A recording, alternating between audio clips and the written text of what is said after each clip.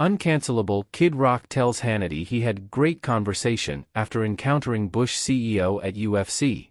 Kid Rock previously expressed his outrage at the company by shooting up beer with an AR-15. Singer-songwriter Kid Rock spoke out Wednesday on cancel culture and his earlier tiff with Anheuser-Busch after the company's widely criticized marketing promotion featuring transgender influencer Dylan Mulvaney. Shortly after the Mulvaney incident sparked a nationwide boycott of Bud Light and other AB brands, Rock famously recorded himself obliterating the company's beer with a semi-automatic rifle. On Hannity, Rock said he remains unafraid of and untethered by corporate interests, remarking that dynamic allows him to speak freely for himself and support causes without fear of retribution. Host Sean Hannity said Rock, whose real name is Robert Ritchie, has called himself uncancelable. "I call it Adam Schiff, you don't give a shiff," Hannity quipped. "I'm just not in bed with any corporate entities," Rock replied. "You know, that would put me in a position where people could raise a stink, and I decided years ago, I've been very blessed. You know, I've worked hard and still be able to do this at a high level at 25 years. And I decided when I was going to get vocal about all things, like, it's not a time I have never been vocal." He noted he included the middle fingers on his first CD cover, and says he speaks out most of the time for love of country and similar expressions. "I've always tried to live that there's no dollar amount on God's green earth that would get me to not be able to be who I am." In that way, he recounted a recent trip to a UFC match at Madison Square Garden where he engaged with former President Donald Trump and UFC President Dana White.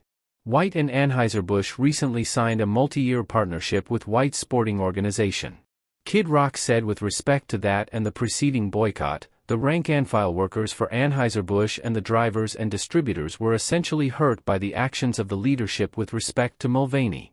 "They had no dog in this fight at all," he said, before pivoting to his recounting of a reported impromptu run-in with Anheuser-Busch CEO Brendan Whitworth at the Garden. "It's actually funny. Speaking of that UFC fight, I'm standing there with our favorite president, and someone comes over, like, the CEO of Anheuser-Busch is standing right behind you." Rock claimed Trump asked if he wanted to talk to Whitworth and told Hannity that they all had a great conversation, despite any differences. "Because if you put this in context, why did this start? I told him that night, you signaled to a lot of people like myself, like-minded people, put the trans thing aside for a minute, right?